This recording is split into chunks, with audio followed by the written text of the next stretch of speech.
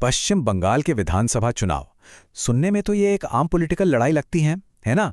लेकिन इस बार कहानी कुछ और ही है। ये कहानी है जबरदस्त सिक्योरिटी की, संगीन इल्जामों की और जमीन पर एक ऐसी फौजी तैयारी की जो पहले कभी नहीं देखी गई। तो चलिए समझते हैं कि आखिर ये पूरा मामला है क्या। और कहानी की शुरुआत होती है एक सवाल से, एक ऐसा सवाल जिसने पूरे विवाद को जन्म दे दिया। आखिर चुनाव से ठीक पहले देश के सारे सिक्योरिटी चीफ्स को बंगाल में एक खुफिया मीटिंग करने की क्या जरूरत पड़ गई? तो बात शुरू होती है कोलकाता से, जहां सेंट्रल आर्म्ड पुलिस फोर्सेस, जिन्हें हम CAPF कहते हैं, उनके सभी बड़े अधिकारी एक ऐसी मीटिंग के लिए इकट्ठा हुए जैसी किसी भी चुनाव से पहले देश ने कभी नहीं देखी थी।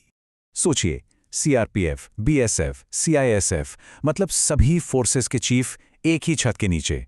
और ये किसी राज्य के चुनाव के लिए अपनी तरह की पहली, मतलब फर्स्ट एवर मीटिंग थी।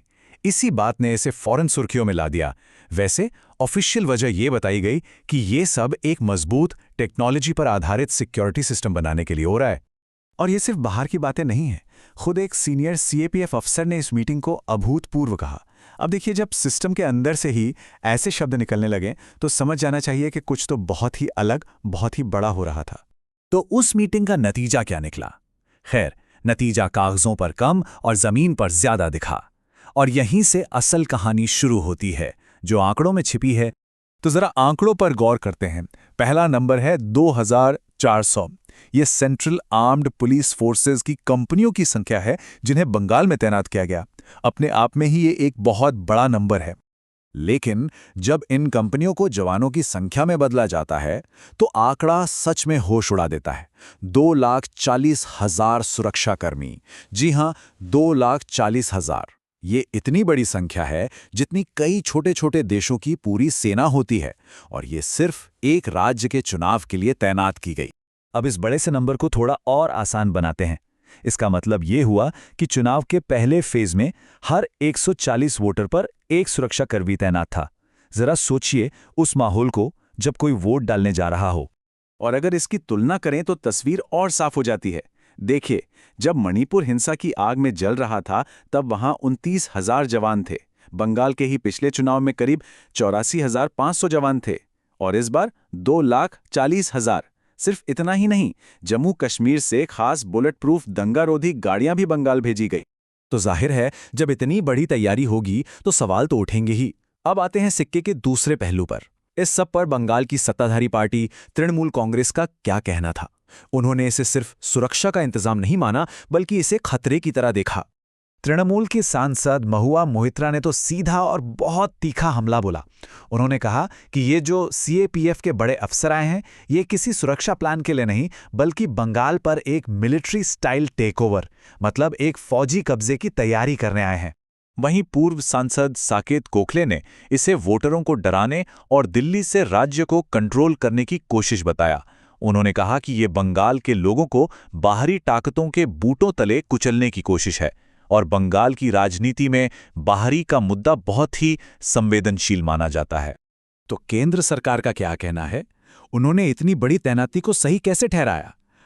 इसका जवाब बंगाल के चुनावी हिंसा के इतिहास में छिपा है, जो काफी खूनी रहा है। ये चार्ट शायद सारी कहानी खुद ही कह देता है। पिछले 6 सालों में पूरे भारत में जितनी भी चुनावी हिंसा हुई, उसका 35%, मतलब 1/3 से भी ज्यादा, अकेले पश्चिम बंगाल में हुआ। ये आंकड़ा अपने आप में बताता है कि यहाँ चुनाव कितने तनाव भरे और हिंसक होते हैं। और अगर सिर्फ 2021 के चुनावों को ही देख लें तो आंकड़े और भी डराने वाले हैं। हिंसा की 300 से ज्यादा घटनाएं और 58 लोगों की मौत। इन्हीं सब चिंताओं को आधार बनाकर केंद्र ने अपने एक्शन को सही ठहराया। तो क्या ये मामला सिर्फ पॉलिटिकल पार्टियों की आपसी लड़ाई का है, या इसमें कोई और भी एंगल है? चलिए देखते हैं कि एक्सपर्ट्स इस पूरी बहस को कैसे देखते हैं। क्या ये वाकई सुरक्षा के लिए है, या फिर वोटरों पर एक तरह का मनोवैज्ञानिक दबाव बनाने का तरीका? एक पॉलिटिकल कमेंटेटर हैं चंद्र कुमार बोस। उनके मुताबिक ये तैयारियां किसी चुनाव की नहीं, बल्कि एक युद्ध की लग रही थीं। और उनकी ये बात कि उन्हें याद नहीं कि किसी और राज्य में कभी ऐसा हुआ हो, इस घटना की गंभीरता को और भी बढ़ा देती है। और बंगाल के पूर्व चीफ इलेक्टोरल ऑफिसर रह चुके जवाहर सरकार एक बहुत ही अहम और गहरी बात कहते हैं।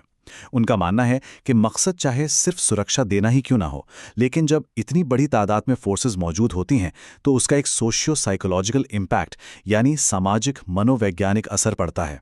ये वोटरों पर हावी हो सकता है। और आखिर में हम इसी बड़े सवाल पर आके रुकते हैं।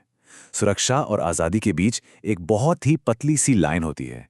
एक साफ सुथरा चुनाव कराने की कोशिश किस पॉइंट पर जाकर खुद वोटरों को डराने का एक जरिया बन सकती है? और क्या ये भारतीय लोकतंत्र में चुनावों को कराने का एक नया तरीका सेट कर रहा है? ये वो सवाल है जो इस पूरे मामले के केंद्र में है।